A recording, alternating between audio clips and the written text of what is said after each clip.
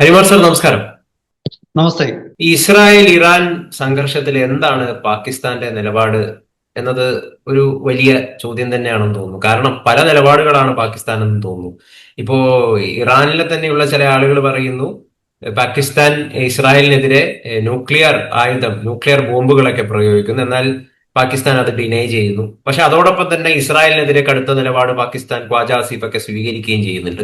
എന്താണ് യഥാർത്ഥത്തിൽ പാകിസ്ഥാൻ, എവിടെയാണ് പാകിസ്ഥാൻ നിൽക്കുന്നത്? പാകിസ്ഥാൻ എവിടെയാണ് നിൽക്കുന്നതെന്ന് ചോദിച്ചാൽ പാകിസ്ഥാന്റെ നയം ഒരു ഇരട്ടത്താപ്പ് നയമാണ്. നമ്മൾ മലയാളത്തിൽ ഒരു പ്രയോഗമുണ്ട്, മുയലിനൊപ്പം ഓടുകയും വേട്ടപ്പട്ടിക്കൊപ്പം വേട്ടയാടുകയും ചെയ്യാന്ന്. അതാണ് പാകിസ്ഥാൻ ഇപ്പൊ ചെയ്തുകൊണ്ടിരിക്കുന്നത്. ഇവിടെ പ്രത്യക്ഷത്തിൽ ആക്രമണം ഇറാന് നേരെ നടത്തുന്നത് ഇസ്രയേൽ ആണെങ്കിലും അമേരിക്ക ആണല്ലോ ഇസ്രായേലിന്റെ പുറകിലുള്ളത്. അപ്പോ ആ അമേരിക്കയുടെ കാല് നോക്കിക്കൊണ്ടിരിക്കുകയാണ് പാകിസ്ഥാൻ. പാകിസ്ഥാൻ എവിടെയാണെന്ന് ചോദിച്ചാൽ അവിടെയുമില്ല ഇവിടെയുമില്ല, എന്നാൽ അവിടെയുമുണ്ട് ഇവിടെയുമുണ്ട്. ഇങ്ങനത്തെ ഒരു വളരെ കൗശലപൂർവമുള്ള ഇറാനെയും അമേരിക്കയും ചതിക്കുന്ന ഒരു നിലപാടാണ് പാകിസ്ഥാൻ എടുത്തിരിക്കുന്നത്. അപ്പോ 2 ദിവസം മുമ്പ്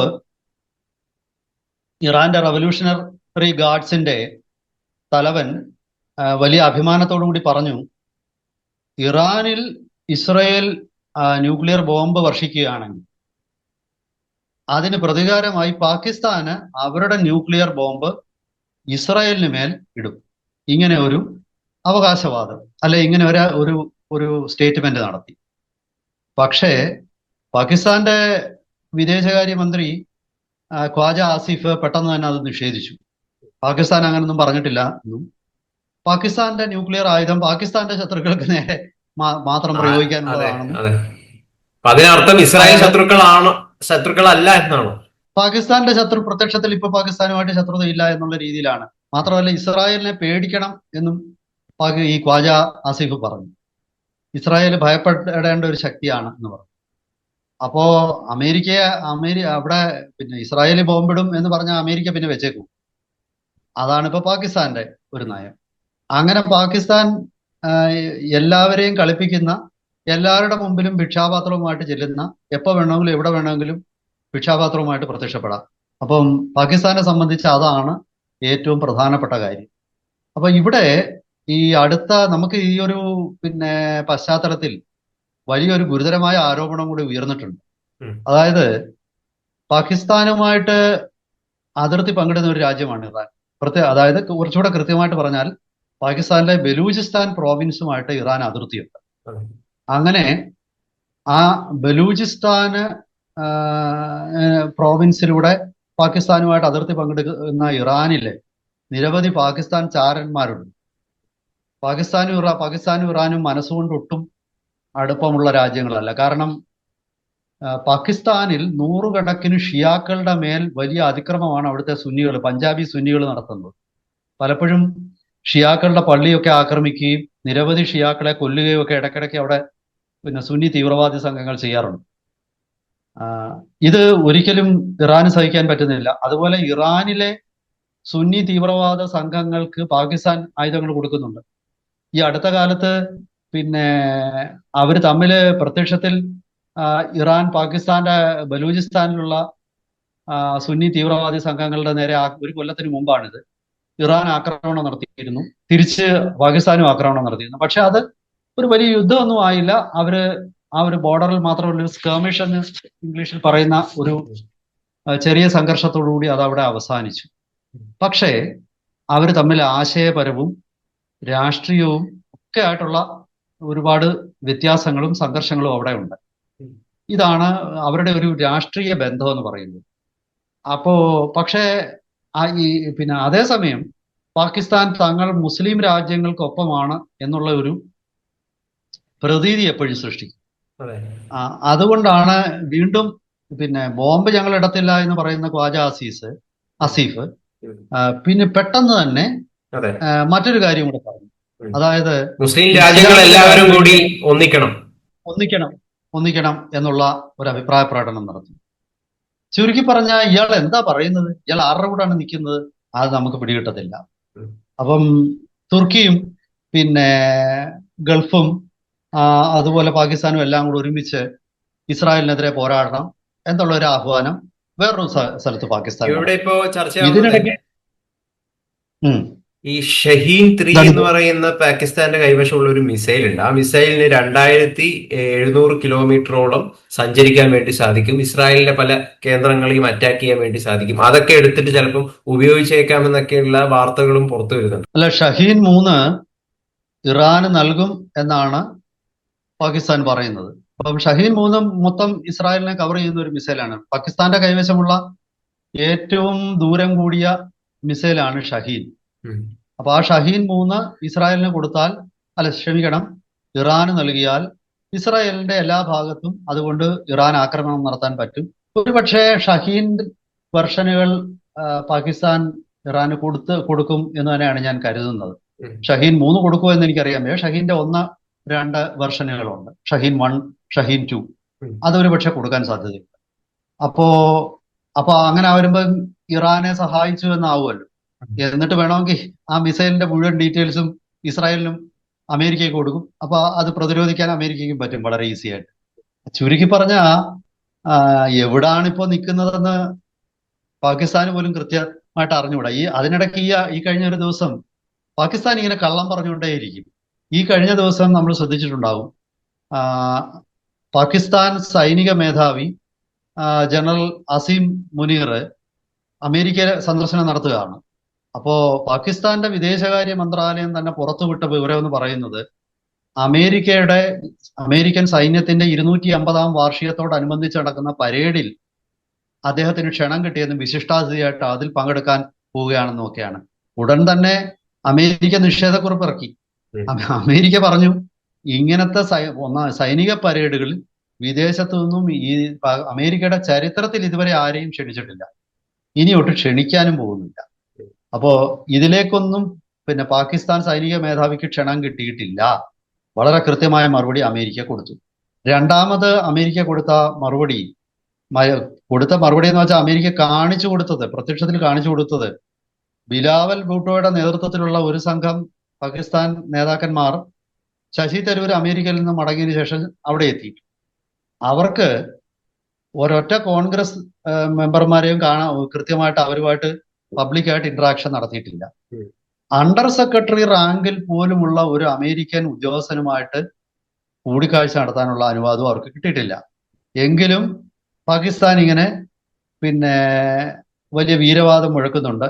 അമേരിക്കയിൽ പോയിട്ട് അമേരിക്കയുടെ പിന്തുണ നേടാൻ ശ്രമിക്കുന്നു, അത് ചെയ്യുന്നു, ഇത് ചെയ്യുന്നു എല്ലാം. അപ്പൊ പാകിസ്ഥാനെ സംബന്ധിച്ചിടത്തോളം ഞാൻ പറയുന്നത്, ഇവിടെ ഇസ്രായേൽ ഇറാൻ യുദ്ധം എന്ന് പറയുന്നത് കഴിഞ്ഞ ദിവസം അവർക്ക് വലിയൊരു ബുദ്ധിമുട്ടാണ്. തീർച്ചയായിട്ടും ഈ മൊസാദിന്റെ ഒരു ചാരനെ, ഇറാനിൽ പ്രവർത്തിച്ച മൊസാദിന്റെ ചാരനെ അവര് തൂക്കിലേറ്റുകയാണ് എന്ന് പറഞ്ഞിട്ട്, വധശിക്ഷ നൽകുകയാണെന്ന് പറഞ്ഞിട്ട് വാർത്തകൾ വരുന്നുണ്ടായി കഴിഞ്ഞ ദിവസമൊക്കെ. സുഡാപ്പികളൊക്കെ വലിയ രീതിയിൽ ആഘോഷപൂർവ്വം ഏറ്റെടുത്തിട്ടുള്ള ഒരു വാർത്തയായിരുന്നു അത്.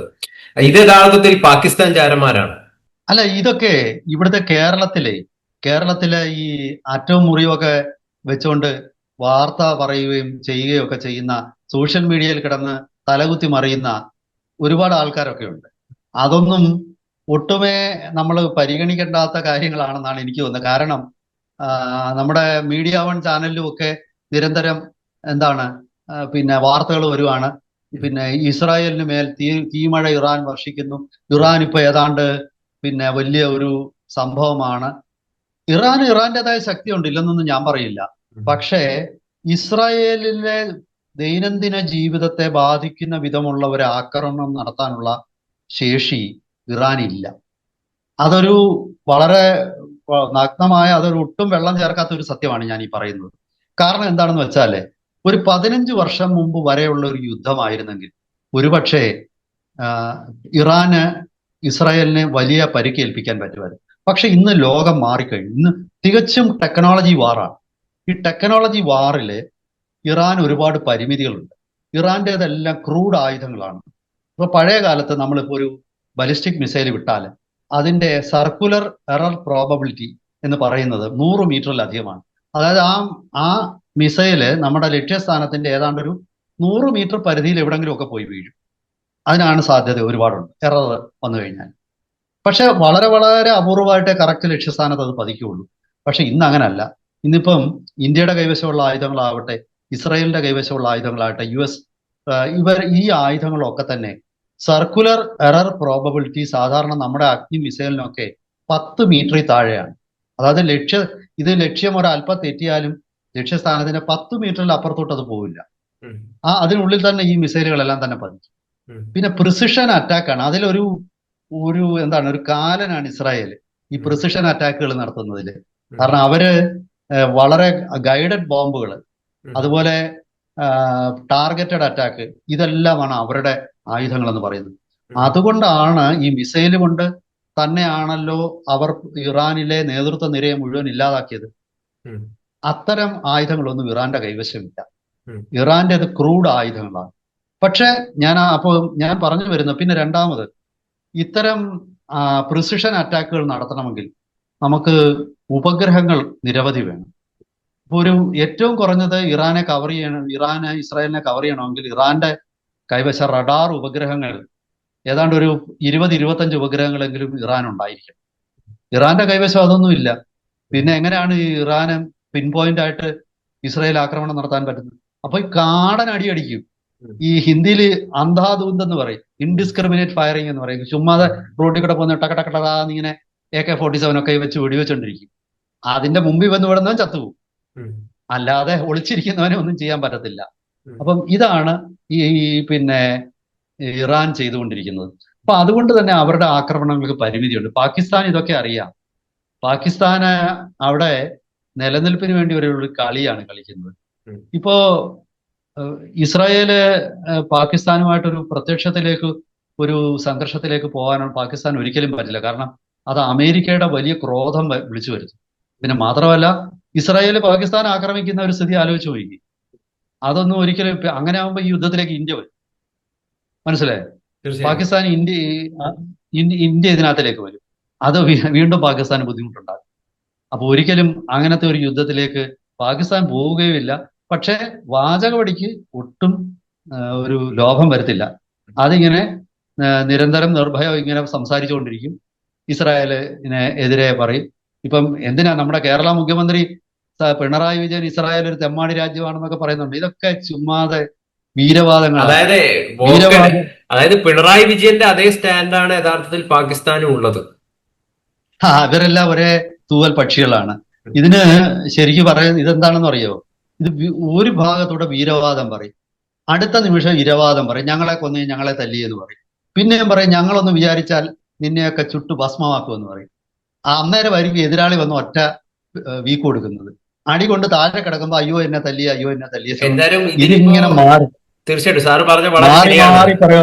നമ്മളിപ്പോ സോഷ്യൽ മീഡിയ നോക്കിയാൽ തന്നെ കൃത്യമായിട്ടുള്ള വസ്തുതയൊന്നും മനസ്സിലാക്കാൻ താല്പര്യമില്ലാതെ ഒരു വാർത്ത കേട്ട പാടന്നെ അതിൽ ആഹ്ലാദഭരിതരാകുന്ന, ഇപ്പോ ഈ ചാരനെ പിടിച്ചിട്ട് ഇറാൻ തൂക്കിലേറ്റിയിരിക്കുന്നു എന്നൊക്കെ വാർത്തയൊക്കെ പല ആളുകളും വലിയ രീതിയിൽ ആഹ്ലാദകരമായിട്ടാണ്, വിശ്വാസമാണോ സത്യമാണോ ഒന്നും നോക്കാതെ തിരിച്ചും അത്തരത്തില് ഇസ്രായേൽ ഫാൻസും അതൊക്കെ ചെയ്യുന്നുണ്ട്. അപ്പൊ ഇത്തരത്തിലൊരു യുദ്ധം ഉണ്ടാവുമ്പോൾ ഇതൊരു ആഹ്ലാദത്തിന്റെ സ്ഥാനങ്ങളാക്കി മാറ്റുകയാണ്. യഥാർത്ഥ വസ്തുത പലപ്പോഴും ജനങ്ങൾക്ക് അറിയുന്നില്ലേ, അല്ലെങ്കിൽ അവർക്ക് അറിയാൻ അവർക്ക് താല്പര്യപ്പെടുന്നില്ലേ? അല്ലെ, യഥാർത്ഥ വസ്തുത എന്ന് പറയുന്നത് യുദ്ധത്തിൽ തീർച്ചയായിട്ടും മേൽക്കൈ ഇസ്രായേലിന് തന്നെയാണ്. അത് സംശയമൊന്നുമില്ല. ഇസ്രായേല് പിന്നെ ഒരൊറ്റ ഇറാൻ വിമാനവും ഇസ്രായേലിന്റെ വ്യോമപരിധി ലംഘിച്ച് ഇസ്രായേലിൽ പോയി ബോംബിട്ടിട്ടില്ലല്ലോ. അങ്ങനെ ഇറാൻ പോലും അവകാശപ്പെട്ടിട്ടില്ലല്ലോ. പിന്നെ ആകെ ഉള്ളത് കയ്യിലിരിക്കുന്ന ബാലിസ്റ്റിക് മിസൈൽ. അപ്പം ഇറാൻ അനുകൂലികൾ പറയുന്നത് ഇറാൻ എല്ലാ ദിവസവും ഒരു 100 ബാലിസ്റ്റിക് മിസൈൽ വെച്ച് വിട്ടുകൊണ്ടിരിക്കുന്നു. എവിടെ? അങ്ങനെയാണെങ്കിൽ പിന്നെ ഇങ്ങനെ 100 ബാലിസ്റ്റിക് മിസൈൽ വെച്ച് വിട്ടുകൊണ്ടിരിക്കാൻ ഇതുവരെ അങ്ങനെയാണെങ്കിൽ ആ രീതിയിലുള്ള നാശനഷ്ടമൊന്നും അവിടെ ഉണ്ടായിട്ടില്ലല്ലോ. ഇപ്പൊ ഇന്ത്യ പാകിസ്ഥാനായിട്ട് 4 ദിവസത്തെ യുദ്ധം കൊണ്ടുവരെ പാകിസ്ഥാന്റെ 11 എയർഫീൽഡ് നശിപ്പിച്ചു എന്ന് ഇന്ത്യയിൽ 7 എണ്ണം നശിപ്പിച്ചു എന്ന് പാകിസ്ഥാനും പറയുന്നു. അങ്ങനെ പിന്നെ അതിന്റെ ഫോട്ടോ ഉണ്ട്. കാരണം ഇപ്പൊ ഈ ഉപഗ്രഹം വഴി പിന്നെ അവിടെ നടക്കുന്ന നാശനഷ്ടങ്ങളുടെ ഫോട്ടോ കിട്ടുമല്ലോ. ആ ഫോട്ടോ പിന്നെ ഇറാന് സ്വന്തമായി ഉപഗ്രഹം ഇല്ലെങ്കിൽ പോലും അന്താരാഷ്ട്ര തലത്തിൽ ഈ ഫോട്ടോ വിൽക്കുന്ന ഏജൻസികളുണ്ട്. ആ ഏജൻസികളുടെ കയ്യിൽ നിന്ന് പോലും കിട്ടും. അങ്ങനെ ഒരു ഫോട്ടോ എങ്കിലും നിങ്ങൾ ആരെങ്കിലും കാണുന്നു? ഇറാനിലെ ഏതെങ്കിലും ആയുധപ്പുര തകർത്തു? ക്ഷമിക്കണം, ഇസ്രായേലിലെ ഏതെങ്കിലും കൃത്യമായ ന്യൂക്ലിയർ സൈറ്റ് തകർത്തു? ഇസ്രായേലിന്റെ ഏതെങ്കിലും വ്യോമത്താവളം തകർത്തു? ഇപ്പൊ ആദ്യം വലിയ വാചകം അടിച്ചു ഹൈഫ തുറമുഖം തകർത്തുന്നു. ഇപ്പൊ വീണ്ടും ചിത്രങ്ങൾ സഹിതം പുറത്തു വരുന്നു. ഹൈഫ തുറമുഖത്ത് ജോലി പതിവ് പോലെ നടക്കുന്നു. ഉം, അപ്പൊ ചുരുക്കി പറഞ്ഞ ഇതൊക്കെ ഇത്തരം അവകാശവാദങ്ങൾ പിന്നെ എന്താണ് പറയുന്നവർക്ക് ഒരു ആത്മസംതൃപ്തി കിട്ടുമായിരിക്കും. അത് കിട്ടട്ടെ, ഉം, നമ്മളത് അതിനെക്കുറിച്ച് കൂടുതൽ വ്യാകുലപ്പെടേണ്ട കാര്യമില്ല. ഉം. അവര് അവരുടെ പണി ചെയ്യട്ടെ. അവര് സൗജന്യമായി പ്രൊപ്പഗണ്ട ചെയ്തു കൊടുക്കുന്ന ആൾക്കാരാണ്. അവരുടെ ഒരു മാനസിക സംതൃപ്തിയാണ്, മനോനിലയുടെ പ്രശ്നമാണത്. അവർ നടത്തട്ടെ. എന്തായാലും ശരി, പാകിസ്ഥാന് ഒരു വല്ലാത്ത പ്രതിസന്ധി ഘട്ടത്തിലാണ് ഇപ്പോഴ്. ഉം. ഇസ്രായേലിനെ പരസ്യമായിട്ട് എതിർക്കാൻ പറ്റില്ല, കൃത്യമായി എതിർക്കാൻ പറ്റില്ല. പക്ഷെ അങ്ങനെ അഭിനയിക്കാതിരുന്നാൽ ഇറാന്റെ ക്രോധം വരികയും ചെയ്യും. അപ്പോ തീർച്ചയായിട്ടും. കടലിനും ചെകുത്താനും ഇടയ്ക്ക് കിടക്കുകയാണ് പാകിസ്ഥാൻ. ഇതാണ് എനിക്ക് തോന്നുന്നത്. തീർച്ചയായിട്ടും. അപ്പോൾ ഈ കാര്യത്തിൽ ഇത്രയും കാര്യങ്ങൾ വിശദീകരിച്ചതിന് ഒരുപാട് നന്ദി സാർ. എന്തായാലും ഇസ്രായേലിന് വലിയ രീതിയിലുള്ള ഒരു മേൽക്കൈ തന്നെയാണ് ഇതിൽ ഉണ്ടായിരിക്കുന്നത്. ഇറാന് വലിയ രീതിയിലുള്ള ഒരു പ്രഹരവും ഏറ്റിരിക്കുന്നു എന്നാണ് നിലവിലത്തെ സാഹചര്യങ്ങളൊക്കെ നമുക്ക് അതിൽ നിന്ന് നമുക്ക് മനസ്സിലാക്കാൻ വേണ്ടിയിട്ട് സാധിക്കുന്ന ഒരു കാര്യം. ഇതാണ് യഥാർത്ഥത്തിലുള്ള വസ്തുത. എന്തായാലും ഒരുപാട് നന്ദി. നന്ദി, നമസ്കാരം.